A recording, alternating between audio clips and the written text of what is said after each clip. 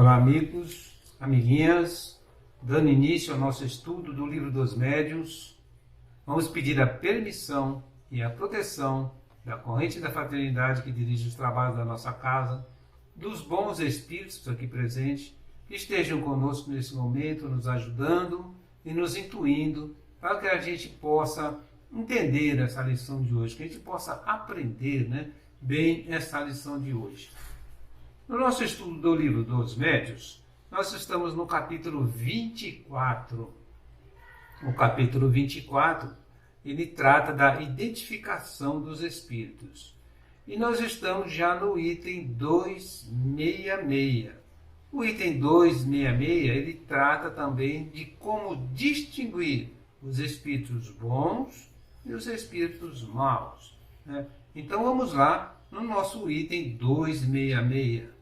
Submetendo-se todas as comunicações a rigoroso exame, sondando e analisando suas ideias e expressões, como você faz ao julgar uma obra literária, e rejeitando sem hesitar tudo o que for contrário à lógica e ao bom senso, tudo o que desmente o caráter do espírito que se pensa estar manifestando, consegue-se desencorajar os espíritos mistificadores, que acabam por se afastar, desde que se convençam de que não podem nos enganar. Repetimos que este é o único meio, mas é infalível, porque não existe comunicação má que resista a uma crítica rigorosa. Os espíritos bons jamais se ofendem, pois eles mesmos nos aconselham a proceder assim. E nada tem a temer do exame. Somente os maus se melindram e procuram dissuadir-nos, porque têm tudo a perder. E por essa mesma atitude provam o que são. Então os espíritos bons, eles não se incomodam se a gente examine, se a gente verifique, se a gente tente analisar com rigor. Eles, inclusive, eles orientam. E como diz o autor aqui, é o único meio que tem da gente ter certeza se é um bom espírito ou não. Então a gente tem que sempre fazer um exame rigoroso.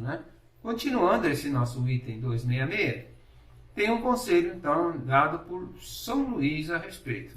São Luís diz assim: por mais legítima confiança que vos inspire os espíritos dirigentes de vossos trabalhos, há uma recomendação que nunca serei demais repetir, e que deveis ter sempre em mente ao vos entregardes aos estudos. Apesar e analisar, submetendo ao mais rigoroso controle da razão todas as comunicações que recebedes, a de não negligenciar desde que algo vos pareça suspeito, duvidoso ou obscuro, de pedir as explicações necessárias para formar a vossa opinião. Então São Luís está aqui colocando a mesma coisa que Kardec diz. A gente tem que verificar, a gente tem que pedir explicação, mesmo que o Espírito falou tal coisa. Então vamos perguntar para ele por que ele falou isso. Ou que ele explique melhor o que ele falou. Procurar sempre contestar. E quando a gente contesta, a gente acaba tendo uma melhor informação. E o Espírito bom não vai reclamar nunca de você estar verificando, de você estar contestando. Nesse item aí, nós temos uma nota, a nota 6.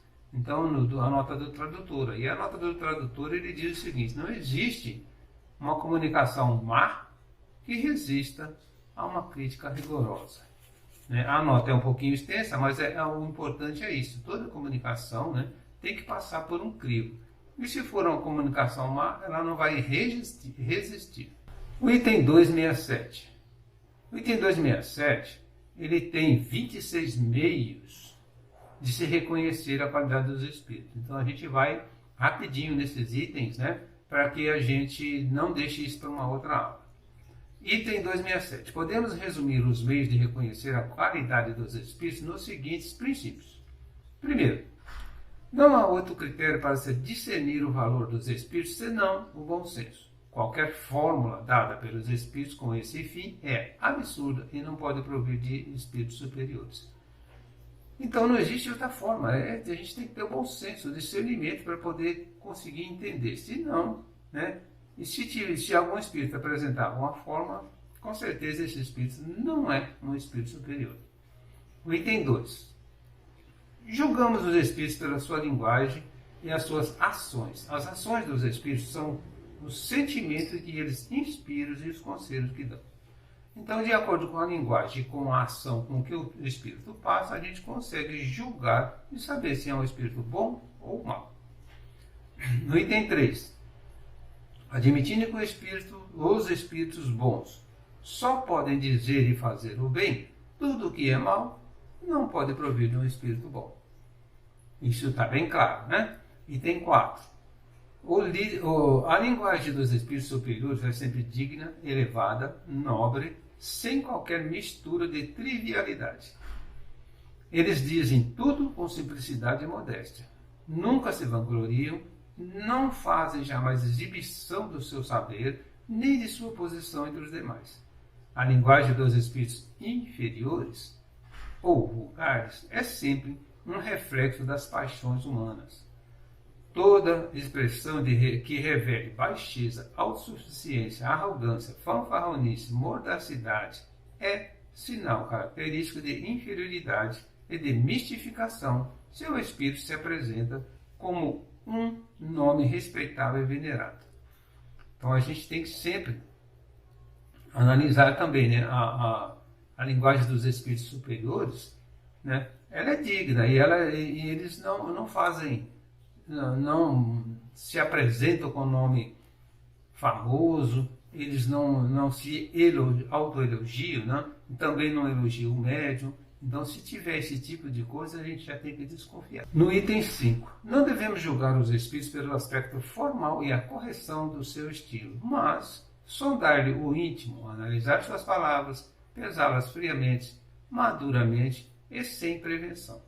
Toda falta de lógica, de razão e de prudência pode deixar dúvida quanto à sua origem, qualquer que seja o nome do espírito que se enfeite. Aqui nesse item ele pede para a gente verificar, né, o item 224, né, nós já passamos por isso. Né. O 224 ele diz o seguinte, que o espírito comunicante ele compreende todas as línguas, né, todas as formas de comunicação, né, todas as formas de expressão. Então, não é porque é um espírito, né, que vem falando língua diferente, ou que vem falando com sotaque, ou que vem falando com alguma aparente vantagem, que é um bom espírito. Então, temos que entender isso, né? Como ele diz aqui, todos eles sabem muito bem o que eles estão, a linguagem que eles estão empregando aí, né, e como eles estão empregando. No item 6, a linguagem dos espíritos elevados é sempre idêntica, e se não quanto à forma, pelo menos quanto à substância. As ideias são sempre as mesmas, seja quais forem o tempo e o lugar. Podem ser mais ou menos desenvolvidas segundo as circunstâncias, as dificuldades ou a facilidade de se comunicar, mas não são contraditórias. Se duas comunicações com o mesmo nome se contradizem, uma das duas é evidentemente apócrifa. A verdadeira será aquela que em nada desmite o caráter conhecido do personagem. Entre duas comunicações assinadas, por exemplo, por São Vicente de Paulo, uma pregando a união e a caridade e outra tendo a semear a discórdia, não há pessoa sensata que possa enganar-se. Então a gente tem que entender, né, que as comunicações devem ser passadas por 2, 3 espíritos, por 2, 3 locais, né? Também temos que entender a dificuldade do médium a receber a mensagem, né? Então, analisando tudo isso, a gente tem que comparar a linguagem dele ou o assunto quanto à sua forma, com o seu intuito. Se tiver alguma coisa divergente, não procede de um bom espírito ou do mesmo espírito, né? Do item 7.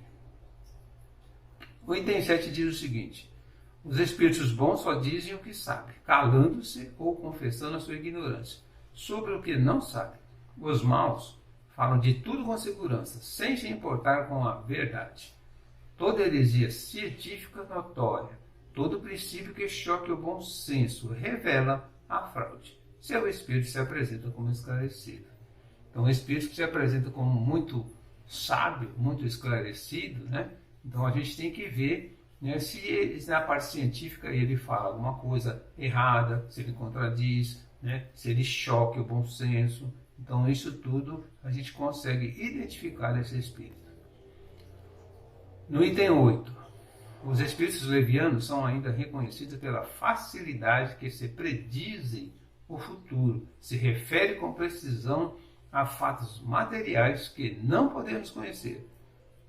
Os espíritos bons podem fazer-nos pressentir as coisas futuras, quando esse conhecimento for útil, mas jamais precisam datas. Todo anúncio de acontecimento para uma época certa é indício de mistificação. Então o espírito se apresenta dando previsões futuras, né? Tem muitas pessoas que gostam de saber o futuro, né? O nosso futuro será aquilo que a gente plantar hoje. Então não tem muito o que saber. Quando o espírito vem dando previsão, inclusive com data, como ele diz aqui, né, é errado. Eu conheci, né, um médium, aliás, esse médium de televisão, apareceu muito na televisão, que ele previa, né, catástrofes, acidentes graves, né, e ele dava o dia, o local, a hora, e nunca aconteceu nada. Ou quando acontecia, não era naquele dia, naquela data, naquela hora, nada batia com as informações dele. Esse médium de tão famoso, né, que aparecia sempre na televisão, sumiu. Ninguém mais ouviu falar. Eu acredito que ainda deva estar encarnado, mas ele não mais faz nenhuma previsão, né? Outro tipo de previsão, né, é a previsão feita normalmente no final do ano, ou no começo do ano, né? O que vai acontecer nesse ano? Aí o médium fala assim, olha, esse ano vai morrer um artista famoso. Lógico, todo ano morre um artista famoso. Isso não é uma previsão, né? Esse ano vai ter um acidente grave, vai morrer muitas pessoas. Todo ano tem um acidente grave e morrem muitas pessoas. Então, são previsões assim que você, se prestar bem atenção, você fala, mas isso não tem nada a ver, que previsão é essa? Né? Este ano vai morrer um artista famoso. Qual o ano que não morre um artista famoso? Então, a gente tem que estar sempre prestando atenção nisso, né? Nesse item 8 também tem uma nota número 7. A nota número 7, ela fala sobre previsões apocalípticas, previsões proféticas, né? Então, profetas que anunciam o fim do mundo, que falam que vai acontecer isso, que vai acontecer aquilo, né? Eu já passei por uns 4 fins do mundo. E não acabou o mundo e nós estamos aqui ainda. Então, todas essas previsões, essas coisas assim, com datas, com coisas, quando eu era mais novo, dizia-se, a 1000 chegará, 2000 não passará, né? Diziam que o mundo iria acabar no ano 2000. Nós já estamos em 2020, né? Então, vários fins do mundo, várias coisas, várias previsões que não se cumpriram. No item 9, os espíritos superiores se exprimem de maneira simples, sem profilaxia. Seu estilo é conciso, sem excluir a poesia das ideias e das expressões. Ele é claro, inteligível a todos, não exigindo esforço para a compreensão. Eles possuem a arte de dizer muito em poucas palavras, porque cada palavra tem o seu justo emprego. Os espíritos inferiores, ou pseudo-sábios, escondem sob frases emploladas o vazio das ideias. Sua linguagem é sempre pretensiosa e ridícula, ou ainda obscura, a pretexto de parecer profunda. Então, os espíritos superiores, eles falam poucas palavras e dizem tudo. Os espíritos inferiores falam muitas palavras bonitas que não têm sentido. No item 10, os espíritos bons jamais dão ordens. Não querem impor-se, apenas aconselham e, se não forem ouvidos, se retiram. Os maus são autoritários, dão ordem, querem ser obedecidos e não se afastam facilmente. Todo espírito que se impõe trai a sua condição. São exclusivistas e absolutos nas suas opiniões e pretendem possuir o privilégio da verdade. Exigem a crença cega e nunca apelam para a razão, pois sabem que a razão lhes tiraria a máscara. Então é mais uma maneira de a gente identificar, né? Os bons jamais vão se impor, vão dar ordens, né? Se a gente começar a receber ordens, o Espírito fala, tem que fazer assim, tem que fazer assado, é questão da gente já identificar como um espírito inferior. No item 11.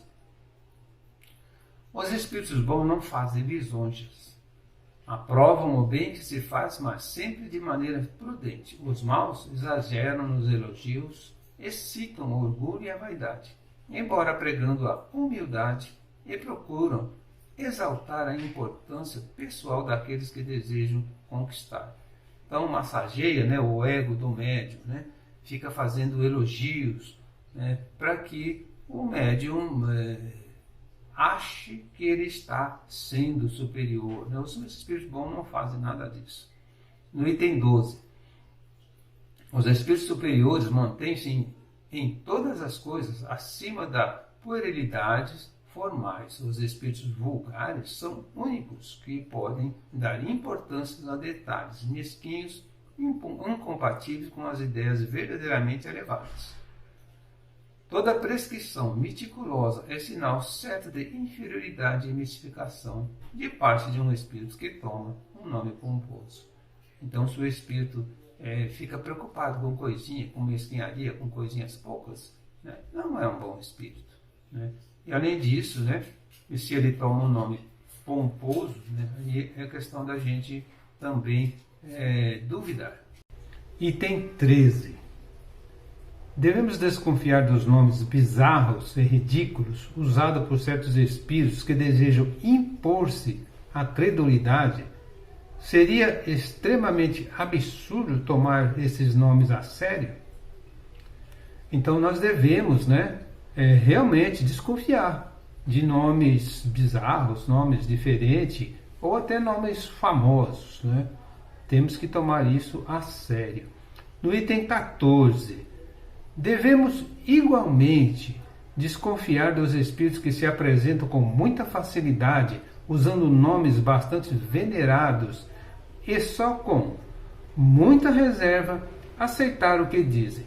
Nesse caso, sobretudo, é que um controle severo se torna indispensável, porque é frequentemente a máscara que usam para levar-nos a crer em protensas relações íntimas com espíritos excelsos. Dessa maneira, eles lisonjeiam a vaidade do médium e se aproveitam dela para induzirem a atos lamentáveis e ridículos. Então, nesse caso aqui, ele está afirmando, né?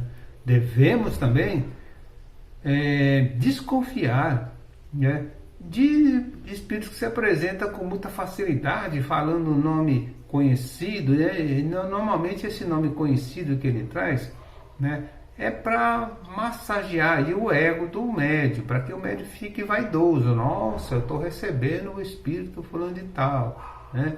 Mas não é bem por aí, temos que desconfiar. Item 15. Os espíritos bons são muito escrupulosos no tocante às providências que podem aconselhar. Em todos os casos, têm apenas em vista um fim sério e eminentemente útil. Devemos, pois, encarar com suspeita todas aquelas que não tenham esse caráter, ou sejam condenáveis pela razão, refletindo maduramente antes de adotá-las, pois, do contrário, nos exporemos a mistificações desagradáveis.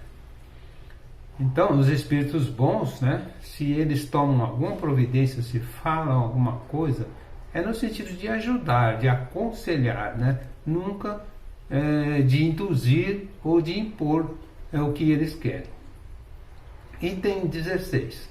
Os espíritos bons são também reconhecíveis pela sua prudente reserva no tocante às coisas que possam comprometer-nos. Repugna-lhes desvendar o mal, Os espíritos leviano ou malfazejo gostam de expor.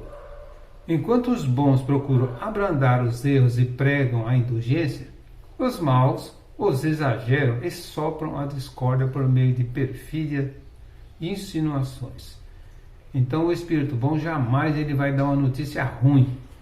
Se tiver que dar, se essa notícia for útil, ele vai procurar contornar, né, para que a notícia não seja tão desagradável. Ele não quer propagar o mal. Já os espíritos malfazejos têm todo o interesse em propagar a discórdia. No item 17, os espíritos bons só ensinam bem. Toda máxima, todo conselho que não for estritamente conforme a mais pura caridade evangélica não pode provir de espíritos bons.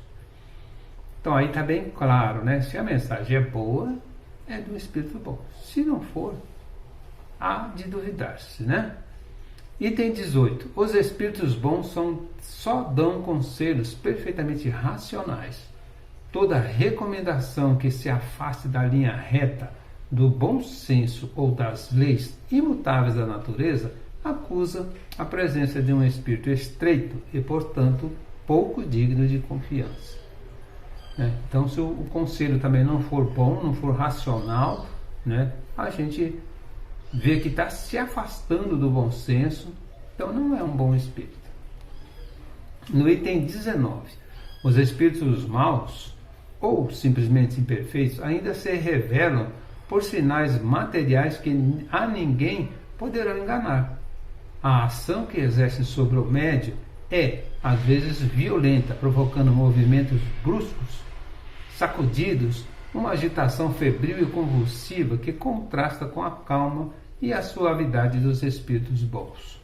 Então, quando o médium, para receber uma entidade, ele se sacode, ele faz trejeitos, ele bate na mesa, grita, fala alto. Então, não é um bom espírito que está se apresentando.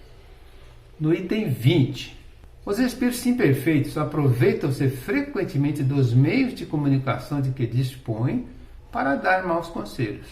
Excitam a desconfiança e a animosidade entre os que lhes são antipáticos, principalmente para as pessoas que possam desmascarar a sua impostura, são visadas pela sua maldade.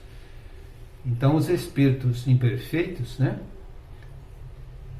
a gente reconhece pela comunicação, mas ele vai usar de todos os meios para passar a informação errada, e vai tentar afastar aquelas pessoas que porventura venham a duvidar, de qualquer coisa que ele esteja falando ou ditando ali, escrevendo, Continuando esse item 20, as criaturas fracas e impressionáveis tornam-se alvo do seu esforço para levá-las ao mal. Usam sucessivamente sofismas, os sarcasmos, as injúrias e até provas materiais do seu poder oculto para melhor convencê-las, empenhando-se em desviá-la do caminho da verdade. Então, criaturas fracas são aqueles médiums, que aceitam tudo, que não estudam, que acham, que é porque é um espírito que está passando a informação é boa, E ele diz aqui também, esses espíritos eles usam até provas materiais, ou seja, achar coisas, encontrar pessoas, dizer certas datas, certas coisas que a pessoa vai falar, nossa, como ele conseguiu fazer isso, é um espírito bom. Não é, é um espírito malfazejo que ele tem condições de ver alguma coisa, de entender um pouquinho à frente do que nós, e ele passa aquela informação. E essa informação é para causar a discórdia, para se aproveitar do médium fraco.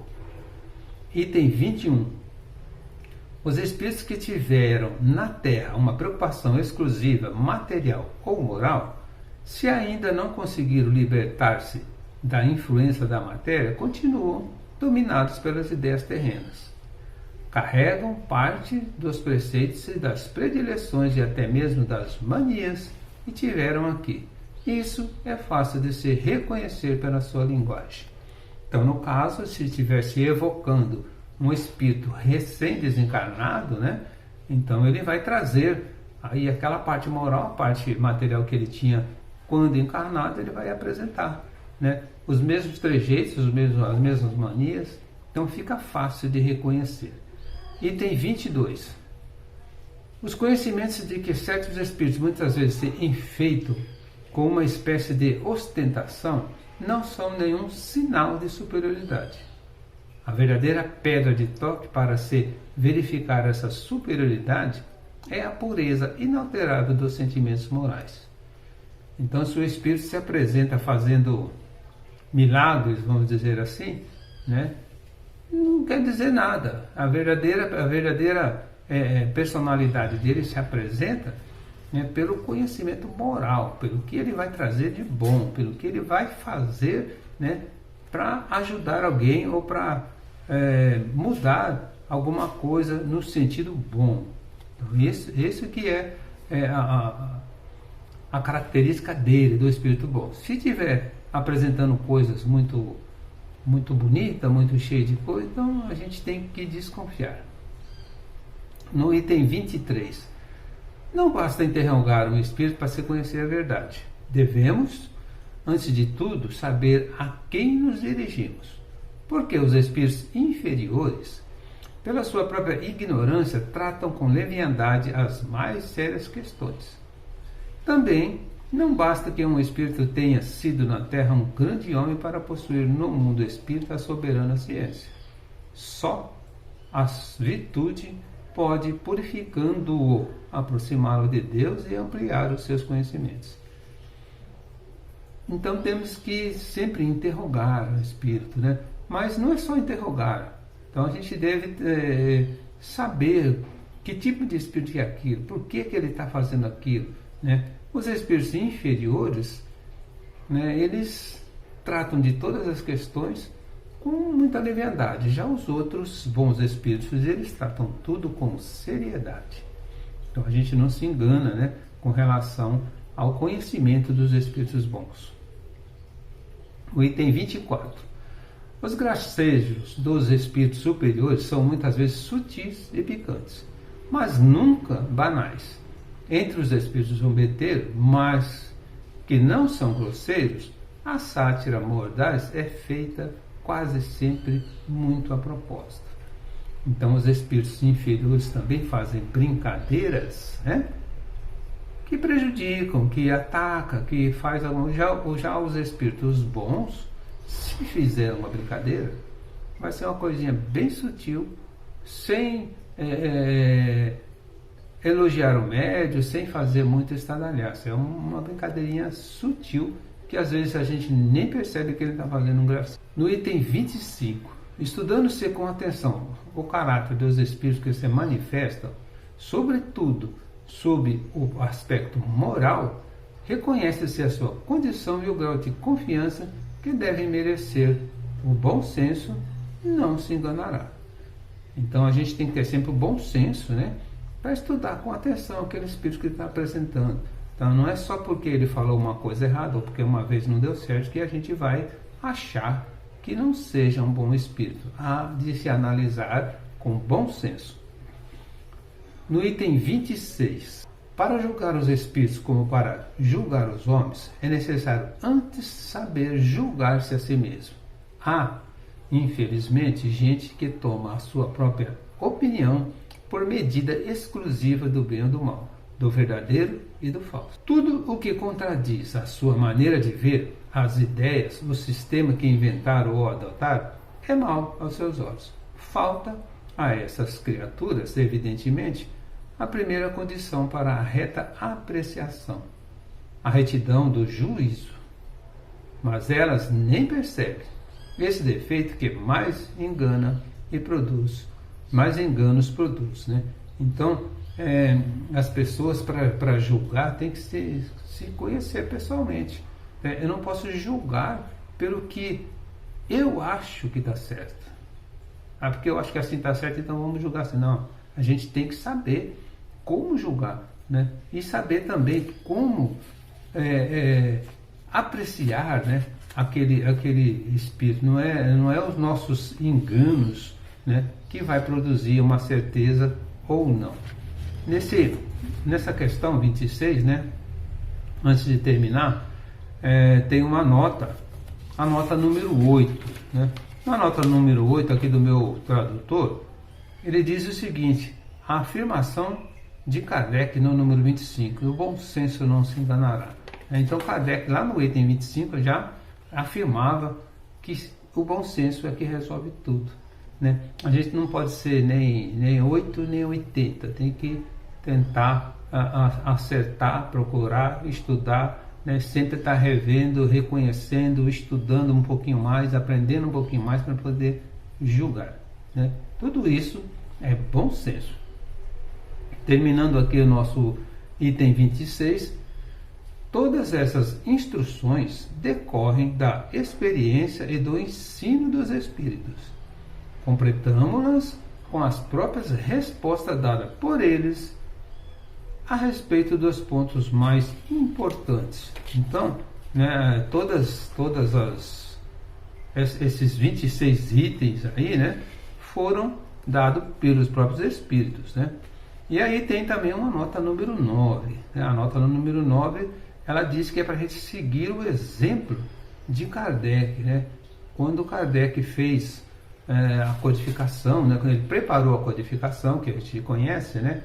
Ele pesquisou por vários espíritos, por várias situações, em vários lugares. Né? Ele não se contentou com uma resposta, ele foi pesquisando até conseguir tudo o que ele queria. Então a gente tem também que pensar nesse ponto, para que a gente não se engane, para que a gente tenha uma resposta mais acertada. Encerramos aqui a nossa aula de hoje. Eu agradeço a atenção de todos. Né? Até a semana que vem. Que Jesus nos abençoe.